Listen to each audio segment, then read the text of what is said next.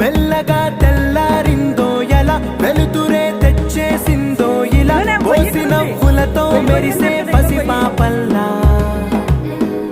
చేదతో బావులలో గలగల చెరువులో బాతుల ఈతల కళ చేదుగా ఉన్న వేపను నమిలే వేళ